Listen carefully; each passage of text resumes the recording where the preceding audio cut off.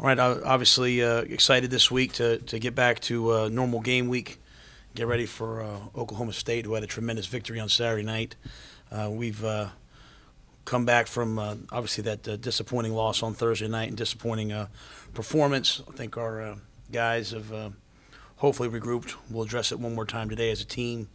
I know they addressed it. They had a players' meeting on Friday where I think they watched the tape and try to get some things corrected, but we'll address it one more time as a team, then move forward. So, tremendous opportunity to play a 5-3 team. Coach Gundy had those guys ready to play on Saturday night, and they certainly played a great football game. So, we're going to focus on us, try to make sure that we play our best game, put our players in a position to be successful. Hope that our guys can take some lessons from what happened at West Virginia and come back and play the way we're supposed to play. So, it should be a great game. Excited for homecoming. Excited to have people come back and hope that they can see a great football game between two great football teams. So with that, I'll see what questions you have. Matt, if Charlie can't go, how much confidence do you have in Jalen? Well, I have all the confidence in the world in Jalen. He was invited to play in the NFLPA All-Star game, 3-4 weeks ago, just based off of people watching him in practice. He's smart, tough, competitive. His teammates respond to him. He's got a big-time arm. He's physical. Even in the other night when things weren't going well at all, right? He got in there and took us on a 7-play drive and a 10-play drive. And so, just the way life works out, that he's not the starter, but I know he can do big-time things. And also excited about the opportunity to maybe see Gary play at some point. He's waited his turn. He's developed. Gary's a special young man and a special athlete and a good quarterback in his own right, and he's been getting better. So I feel good about it. Certainly, we hope always that all of our players are healthy and able to play. But if not, I know Jalen will get the job done. Matt, each of the last two games, y'all have had just one sack. Obviously, I know there's a lot of good quarterbacks in the Big 12 that get the ball out quickly, but just how much of that is a focus? Because when you have gotten multiple 2-3 sacks in a game, y'all typically won. Yeah, it was a shame we had one early in the game. We was called back because we lined up off sides, and that was we haven't really had that problem before. We were lining up, across the line of scrimmage. I think really what's happened in a couple of these games, it's really what Texas has done. It's really what Oklahoma's done to some degree. And it's what these guys did. And Kansas State would have done that, except, we got a little bit of a lead at one point, so we were able to get a couple sacks. Is in West Virginia, we practiced all their 5 men out, 5-man protection, your pass rush, and they ran the ball and max protected, and they ran 3-man routes. And so, they're saying, hey, you're not going to get to us. And so he did hold the ball. It's just kind of they always have one more blocker than we have. Now you should be able to cover those routes because you have more defenders back there. And, they hit that first wheel route on, was just a mistake by a young kid. But some of those other deep balls that they hit, we're there, we're in protection. They made a nice play and we didn't. But, as we're going through it now, there's kind of a book on us, right? People are max protecting and saying, hey, let's run 3-man routes and take a shot and throw it up and go up and get it. And these guys are no different. Oklahoma State, they've got great receivers, and Wallace is one of the best in the country, and Cornelius has a great arm, so they'll run, play action, max it up, and take our shots. And we have to start winning in the secondary. We're not winning in the secondary right now at the level that we need to. So I think it's a kind of combination of all those things. You'd like to think that if you could get a lead on somebody, now you can't do that anymore. Now you're in sort of kind of like we were on Saturday. Now you're in the true drop back mode where you have to protect, and that's where sacks really come from. How much of the issues in the secondary are just because of youth? Well, I hate I don't ever want to say those things, right? I just think because we've gotten beat by a lot, different guys have gotten beat, right?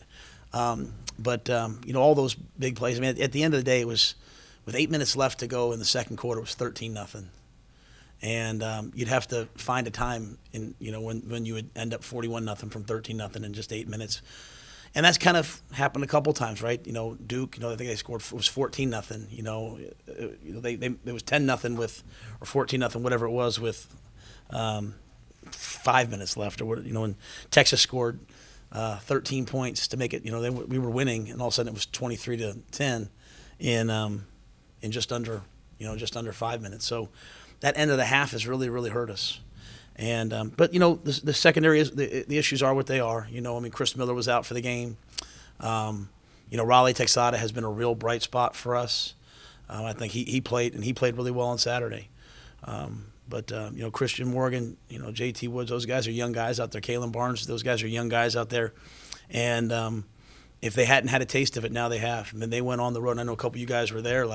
We got off that bus, but that other team was ready for a fight, and they were talking trash to my son. They were talking trash to me. That was a veteran team that was embarrassed about the way they played at Iowa State, and they were fitting to get after us, and they did.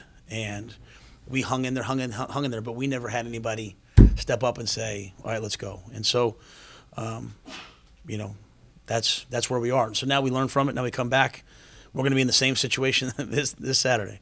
And we need to – we can't count on the freshmen to do that, right? You got Connor Galvin, the true freshman, getting his first start ever at left tackle.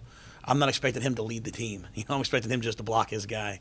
But we need some other guys to step up. And we've got guys that want to do it. And but some of that youth in the secondary has hurt us. And not having a kind of a combination, being able to stay healthy, whether it's Harrison Hand going down, whether it's Chris Miller going down, it's been sort of plugging holes a lot as the year's gone on. Is Grayland still coming back, or what's his situation? Yeah, Grayland, I just saw him downstairs as he was getting his lunch. He's coming back from that ankle. He's just not healthy yet, so I don't think that he would be available this week. As you reach the last 4 games of the regular season with the new redshirt rule, you mentioned Gary. Does your thinking change about some of these guys at this point in the year? Yeah, I mean, I think Gavin Holmes will be available to us now. Mark Milton's the guy that we've been trying to get, ready. And even if some of these guys might just help us on special teams here and there. Some guys have used 2 games, like Byron Hanspard's used 2. So we have like this running spreadsheet, where we keep. But it's a lot easier at home than it is on the road, because they whereas like the Big Ten went from 70 travel to 74 travel now with the new rule, we haven't in the Big 12. So, but like Braylon Taylor, guys like that, they might be available, and some guys might just help us. Ben Sims, they might help us on the punt team. Some guys might help us on offense and on defense, but we'll have more guys available to us. It's been about a month since you played in your stadium. How much are you just looking forward to getting back in front of your fans here at McLean? Very much so. I think we haven't had a tremendous amount of success on the road. The 3 Big 12 teams that we've gone to have been, 3 tough places to play, and so I think to come back and have it be homecoming and all the festivities around homecoming and have it be an early game. I think those are things that our guys will be excited about. They'll just kind of wake up and go play football.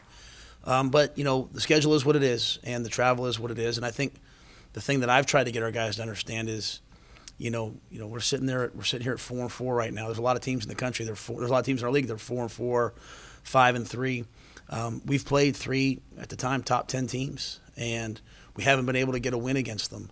But hopefully we recognize that we're battle tested, and we've played some good players, and we've had some good moments. We've had some bad moments. So you build on the good moments, you learn from the bad moments, and recognize that we're playing a team this week that just beat a top 10 team. So the schedule doesn't get any easier. But if you're a young player, you're not a young player anymore. You've faced some really good players, and we need to go out and we need to play the way that we're capable of. It won't ever be perfect, but it can certainly be competitive, and it can certainly be physical and tough, and we can respond to adversity better than we did on Thursday night. And so it's nice to do that at home. You hope that some of these places we've been to have been really, really loud and really, really hard to play in, and you're hoping that we're certainly hoping that we have a great crowd that'll help us do that. Matt, what is Justice Hill? What kind of back does he look like to you? A big time back. I mean, a lot of backs can run, spread football, inside zone, get downhill, there's no one there that makes some plays. I mean, he's a pro style running back. Oklahoma State is as close to an NFL pro style offense. People call them, they're not spread, they're a pro style offense. And so my point with Hill is he runs outside zone, he runs inside zone. I mean, he is a complete back, and he's dynamic. So he's got great vision, he's tough, he's physical. But he also can take it the distance, and they do a great job. Their offensive line does a great job of handling movement, and they're a fullback tight end. They run the old Denver Broncos sort of search play. He finds any unblocked defender. So they have a nice scheme, but he's so versatile that they can do a couple different things with him.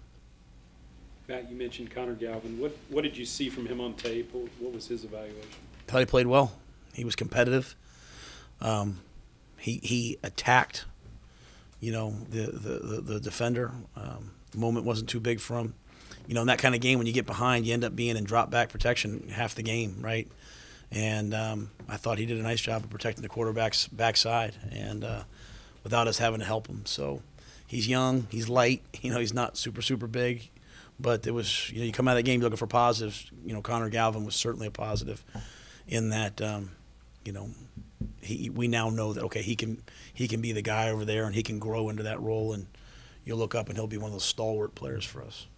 You guys have, been in the red zone 30 times, scored 27 of them. 20 of those are touchdowns. I mean, how important is that to not only get points in the red zone, but also, you're scoring touchdowns at a high percentage there? Yeah, I think, it's kind of coming a bunch of different ways. We've been able to run the football in. We've been able to, throw the football in. We've been able to utilize a little of the power run game. It was nice to get Josh Fleeks a carry on Thursday. He's a dynamic young kid that, can run it and catch it. But, that's in a year where right now we're a little frustrated with where we are coming off of Thursday. I think third down and red zone were two things we were abysmal at last year, and we've improved significantly in those two areas. And so we'd like to now kind of carry that over into everything. But I think that our guys have done a really good job of attacking the red zone, and, our players have understood, as the field shrinks, the differences, and I've been pleased with that development. Matt, you mentioned Cornelius. How is he as a dual threat guy? Well, he's such a big physical guy that I don't think sometimes you don't recognize how good of a runner he is.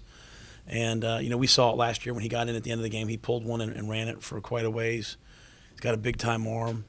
Anytime you have a quarterback that can run and who's used in the run game, it eliminates one extra defender. It eliminates one guy that normally would be running the ball and now has to play the quarterback. And so because they have that, like I talked about, that outside zone running game, but they also have the ability to pull him, have him pull the ball in crucial moments, it just adds a whole other level of even preparation. You're always thinking about, hey, what's my option responsibility or what's my zone read responsibility? And so he can definitely do it, and he played really, really well on Saturday. Did they do anything on Saturday to get him going, or did they just execute better? Because they had been struggling offensively leading into that game. Yeah, I thought they got the run game going early, and so Texas is so multiple on defense. They're coming at you, they're blitzing, and they found a couple runs that they could execute, and versus all the different looks, and they executed them really well. And then Hill hit it, and then they, as we talked about, then they were able to max protect on some half nakeds and hit some big plays. And once they got that run game going, that allowed them to kind of go tempo and get themselves in a rhythm. But I think they're as creative and as good an offense as there is. You go back and watch the games where they didn't score a ton of points. It was just sort of, when the guy was open, the ball was maybe right here, or the guy didn't maybe make the play, and they made the plays on Saturday against Texas, and you can tell they were fired up and excited, had a good plan, looked fresh. I heard Coach Gundy talking. He was talking about how they had 2 great weeks of practice, and they were really just kind of clicking on all cylinders. They were running, they were throwing, they were catching the football.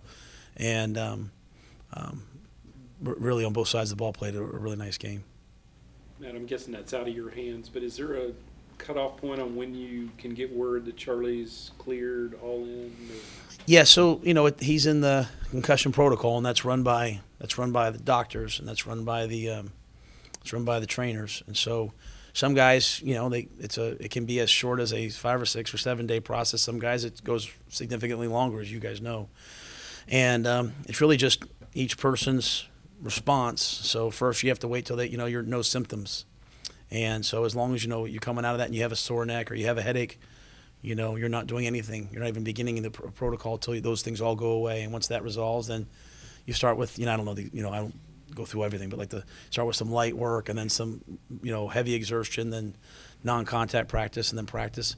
And at the end of it, there's a test, a cognitive functioning test. And it tests everything from reaction time to, and so we've had players, we had John Lovett who had passed every step but had to take the test. Xavier Newman had passed every step but had to take the test and didn't hit the score on the test. And it's not any one thing, it's all these pieces. And so they didn't play in games. And so I say that to say, like, you know, Charlie can be advancing and doing great like he is right now, but there's still these pieces ahead, and the doctor has to sign off on all those things. And so, you know, as with any player, we're not gonna put them out there until the doctor says they're good and then they feel good, you know. And like on Saturday, Thursday, Xavier Newman was, you know, cleared to play, but he wasn't 100%, and so, you know, he stood on the boot in the sideline with me, you know, and I'm trying to think, Harrison Hand cleared to play, but he's not 100%. So that management of that is, as a coach, is you have to have Charlie get as many reps as he can to be ready, but you better also have Jalen ready, and you better also have Gary ready, and there's only so many reps. And so luckily we have virtual reality and we have some different things, but we're going to have to really balance it this week to make sure that everyone has enough reps to be ready, and that we, you know, but then whoever's available plays. Does it change? Does the offense change much with Jalen? I mean, they seem to run the same. Yeah, Jalen can. I mean, we're basically a drop back offense that tries to mix in some runs, and Jalen's a big time drop back quarterback too. All right. Thank you guys. Thank you, Coach.